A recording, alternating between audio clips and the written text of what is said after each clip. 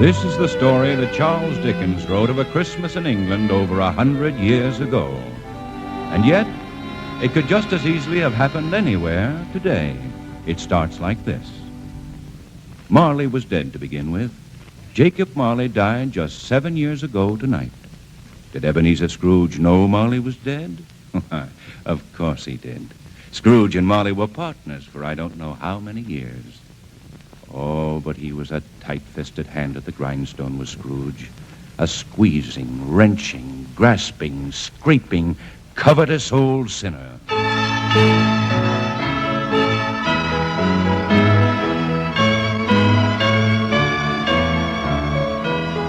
Once upon a time, of all the good days of the year, on Christmas Eve, old Ebenezer Scrooge sat busy in his grim, cheerless counting house, keeping a sharp eye upon his clerk, Bob Cratchit, who was working on a ledger in his dismal and cold little cell beyond.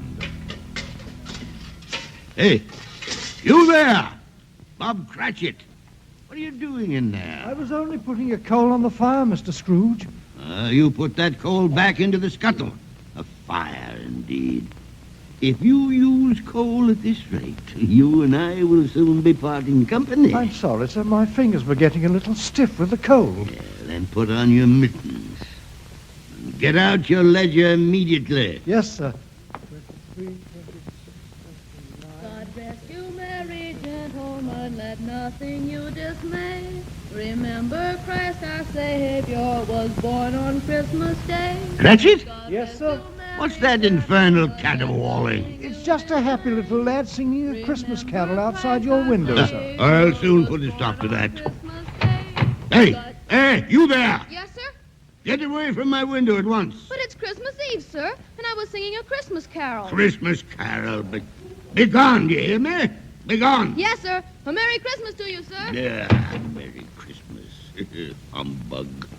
Why, if I had my way... Merry Christmas, Bob. Merry Christmas to you, Mr. Fred. Merry Christmas, Uncle. Merry Christmas. Merry Christmas. What reason have you to be merry? You're poor enough. Well, come then. What reason have you to be dismal? You're rich enough. Humbug. Oh, don't be cross, Uncle. What else can I be when I live in such a world of fools as this? What's Christmas time to you but a time for paying bills without money? A time for finding yourself a year older but not an hour richer. If I could work my will, every idiot who goes around with Merry Christmas on his lips would be boiled in his own pudding and buried with a stake of holly through his heart. Uncle. He should. Now, nephew, you keep Christmas in your own way and let me keep it mine. Keep it? But you don't keep it, Uncle. Well, then, let me leave it alone. Much good may it do you. Much good it ever has done you. Well, Uncle, there are many things from which I might have derived good, by which I have not profited, I dare say. Christmas among the rest. But it's a good time. A kind, forgiving, charitable time. And therefore, I say, God bless Christmas. And so say I, Mr. Fred. Cratchit, one more sound out of you and you'll keep your Christmas by losing your situation. But, Uncle... As for you, nephew, good afternoon. Oh, I am sorry with all my heart to find you so bitter at this happy season. Good afternoon. Well, anyway, a Merry Christmas, Uncle. Good afternoon! Merry Christmas to you, Bob, to your family, and especially Tiny Tim. Thank you, Mr. Fred. The same to you, sir. Another fool. My clerk with 15 bob a week. A wife and a family talking about a Merry Christmas. Why... Merry Christmas, sir. Have I the pleasure of addressing Mr. Scrooge or Mr. Marley? Marley has been dead for 7 years. I'm Ebenezer Scrooge. What can I do for you? Well, at this festive season of the year, a few of us are endeavoring to raise a fund to buy the poor some meat and drink and means of warmth. What shall I put you down for? Nothing. You wish to be anonymous? I wish to be left alone. I don't make merry myself at Christmas time, and I can't afford to make idle people merry. Oh, but many thousands are in want of common necessities. Hundreds of thousands are in want of common comfort, sir. Are there no prisons or workhouses? There are plenty, sir. I help to support these establishments. They cost me enough And those who are badly off can go there. Oh, but many can't go there, and many would rather die. Oh, well, if they would rather die, they better go and do it. And decrease the surplus population. Good afternoon. But, sir, Good afternoon. Some more of that Christmas humbug. Cratchit, Yes, sir. you'll want all day off tomorrow, I suppose? If it's convenient, sir. It's not convenient, and it's not fair. Paying wages for no work. But Christmas comes just once a year, sir. Yes. A poor excuse for picking a man's pocket every 25th of December. Merry Christmas, sir. Merry Christmas.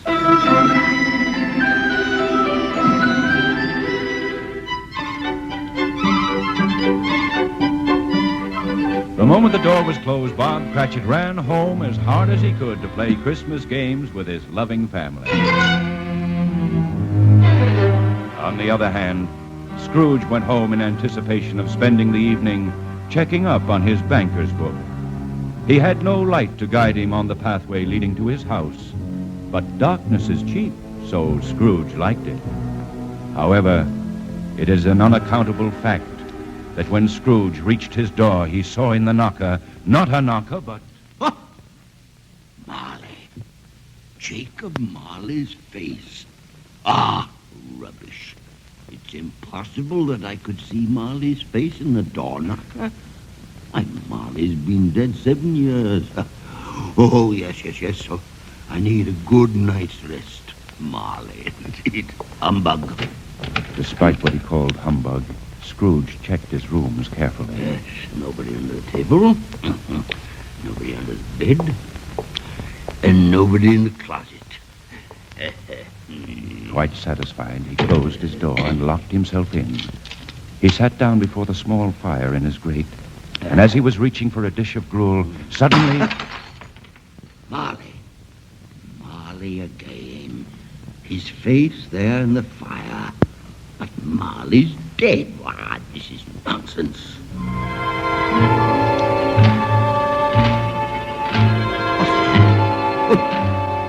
Was somebody in the other room? It's impossible. The door's locked. I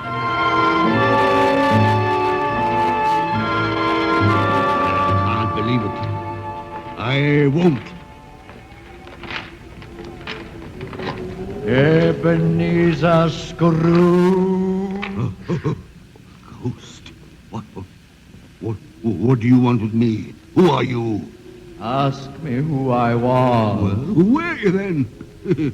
You're mighty particular for a ghost. In life, I was your partner, Jacob Marley. Nah, Marley. No. You speak with Marley's voice, but, this is unbelievable. You don't believe in me? I do not. Why do you doubt your senses, Ebenezer? Oh, because a little thing affects them. A slight disorder of the stomach makes them cheat. You may be an undigested bit of beef, blot of mustard, or crumb of cheese, a fragment of an underdone potato. There's more gravy than grave about you, whatever you are. Do you see this toothpick? I do. But you're not looking at it. I see it notwithstanding. Well, I've but to swallow this, and for the rest of my days be persecuted by a legion of goblins. Humbug, I tell you. Don't do that. Mercy, dreadful apparition. Why do you trouble me? Man of the worldly mind, do you believe in me or not? I do, Jacob. You're a ghost, and I believe. You, wear chains, Jacob. Tell me why. I wear the chain I forged in life. Huh? Is its pattern strange to you, Ebenezer? Why, your chains are made of cash boxes and keys, and ledgers, bank books. Would you know the weight and length of the strong chain you are building yourself, Ebenezer?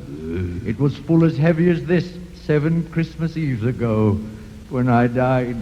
You have labored on it since, Yours is indeed a ponderous chain. Oh, don't, Jacob, don't. Please, speak comfort to me, Jacob. I have none to give.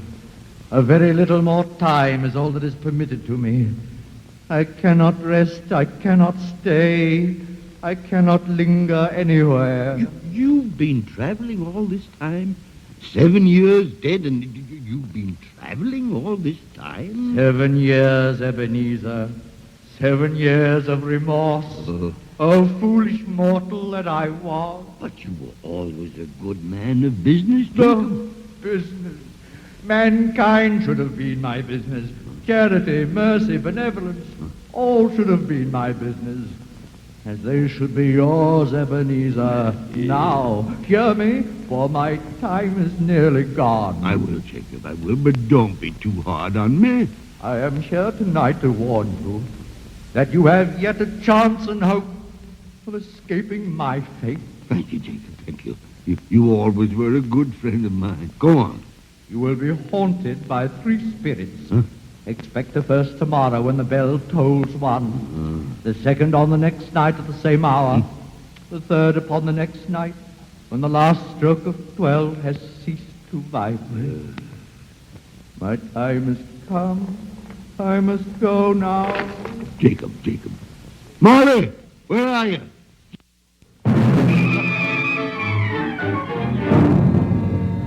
He's gone. He said the first spirit will come when the bell tolls 1. Ah, rubbish. Nothing but humbug. Oh, no. I mustn't say that. He's liable to come back. I better go to bed. Scrooge went to bed, but being a cautious man, he left himself fully clothed. As the clock struck 1, Scrooge awoke from a sound sleep. 1 o'clock. The hour itself and nothing else.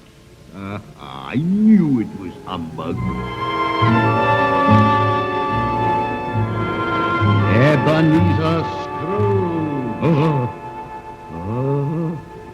Are you the spirit whose coming was foretold me? I am. Who and what are you? I am the ghost of Christmas past. Long past? No, your past. What brings you here to see me? Your welfare. Take heed to me. Rise and walk with me here, through this window. Through the window? But I'm mortal and liable to fall. There, but a touch of my hand upon your heart, and you shall be upheld in more than this. Come, follow me. Follow me.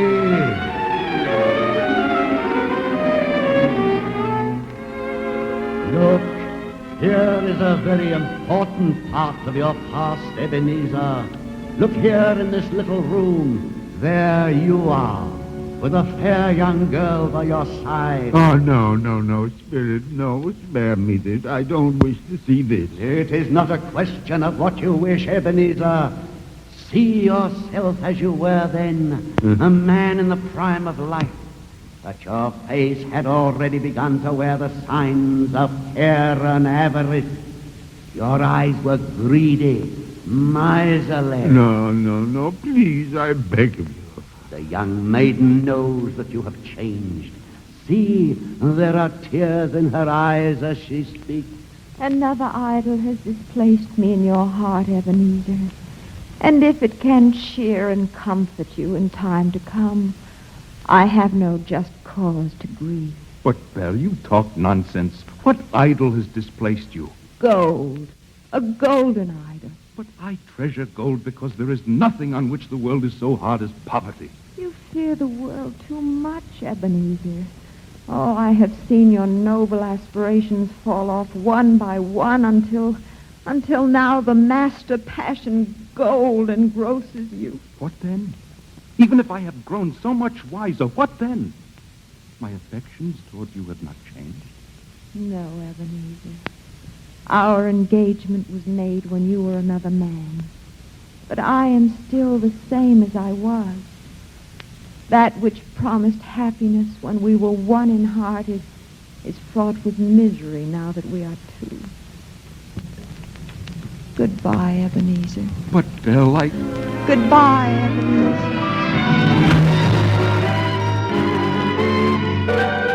Spirit, why do you delight in torturing me so? This is but one of the shadows of the things that have been. That they are what they are, do not blame me. No. Shall I show you more? Oh, no. Haunt me no more.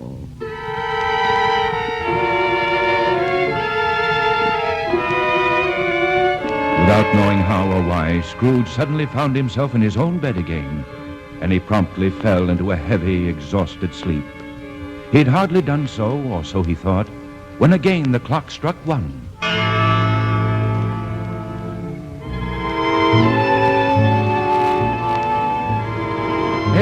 Ebenezer Scrooge. What spirit are you? I am the ghost of Christmas present. The present? Yes. Come with me, Ebenezer Scrooge. Touch my robe.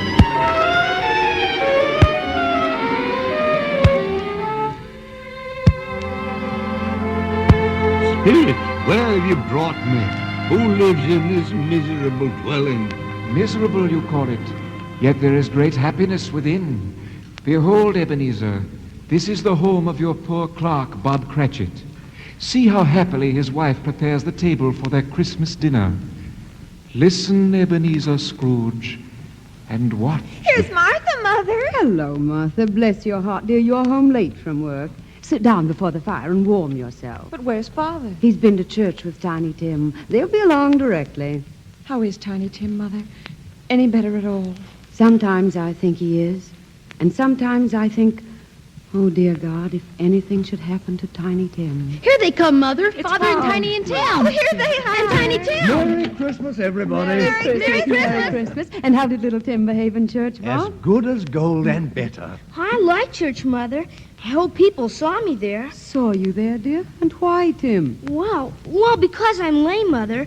And if they saw my crutch, it might be pleasant for them to remember on Christmas who it was made lame beggars walk and blind men see. Bless you, my son. Well, we cannot possibly let such a luscious-looking goose go to waste, can we? So sit down, everyone. Me first. No, me. Oh, isn't it wonderful to... Oh, but I wanted... Children, let us say grace. Spirit, tell me if Tiny Tim will live.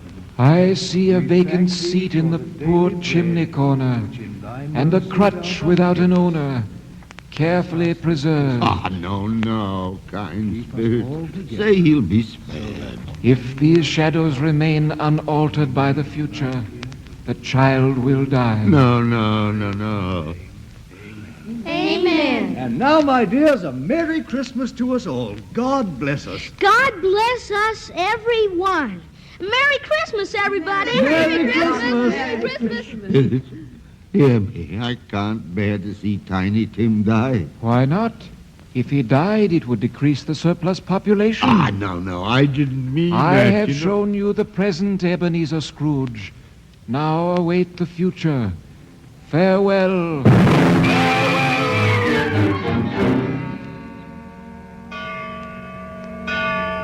The ghost of Christmas present vanished, and Scrooge waited fearfully for the ghost of Christmas future. As the last note of 12 died away, Am I in the presence of the ghost of Christmas yet to come? Spirit, answer me. Are you about to show me the shadows of the future? Ghost of the future, though you're silent, I fear you more than any specter I've seen.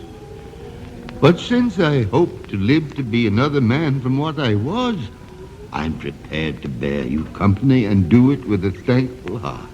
So lead on. Go on, lead on.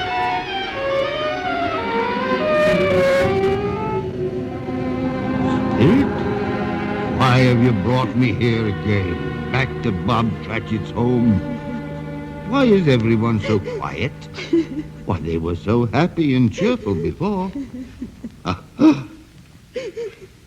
Where is Tiny Tim? Spirit, speak to me. I beg you. Tell me what's wrong.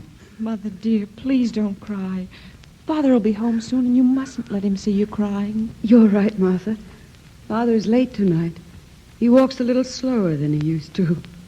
And yet, I have known him to walk very fast indeed, with Tiny Tim upon his shoulder. So have I, Mother. But Tim was very light to carry, and his father loved him so that it was no trouble. No trouble. Good evening, my dears. Oh, you're late, Bob. I'm sorry, my dear. I went to the churchyard today. I wish you could have gone with me. It would have done your heart good to see how sweet and green a place it is where Tiny Tim rests. I promised him we'd walk there on a Sunday. Father, dear, don't grieve so. It's God's will, Bob. Oh, my son, Tiny Tim. I loved him so. No, Spirit. That's cruel. Cruel. Tiny Tim mustn't die. But can't you give me one ray of hope that Tiny Tim will live? Huh? Spirit, why don't you answer me? What are you pointing at? Oh, merciful heaven, where are we? A churchyard, overrun by grass and weeds, desolate. A crumbling gravestone. Spirit, why do you point to that stone? What is it you want me to see? Oh, the name on the tombstone is Ebenezer Scrooge. Oh, no, Spirit, listen to me. Listen to me. I'm not the man I once was. Why show me this if I'm past all hope? Huh? Spirit, tell me that I may yet change these shadows you've shown me by an altered life. I promise you I'll honor Christmas in my heart, and I'll try and keep it all the year. I'll not shut out the lessons I've learned from the past, the present, and the future. Oh, tell me I can sponge away the writing on this terrible stone and undo the suffering I've caused. Spirit, I beg of you, Spirit.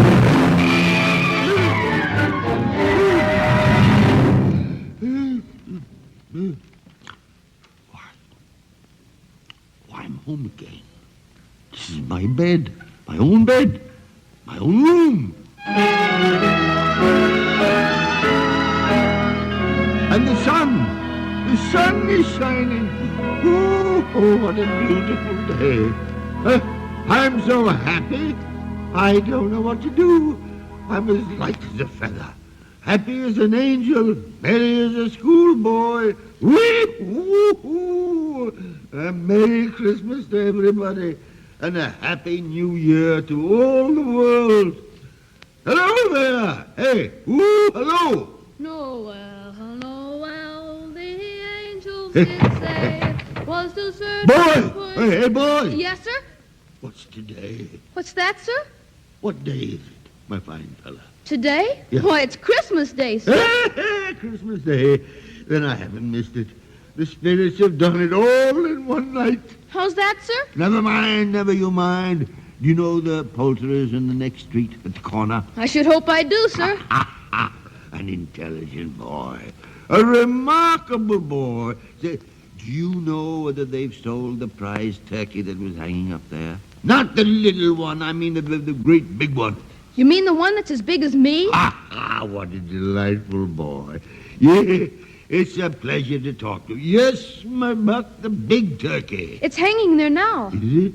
Well, go and buy it. And tell him to deliver it to Bob Cratchit and his family on Broad Street. And mind, they're not to know who paid for it. Oh, I'll show Bob Cratchit. Tiny Tim shall live and have the best of care, he shall. And then I'll raise Bob's salary, too. You hear? Yes, sir. Now, hurry, lad, hurry. If you make it in 5 minutes, I'll give you half a crown. Yes, sir. Look at him run. Look at him. Oh, a Merry Christmas to everyone. And a Happy New Year to all the world.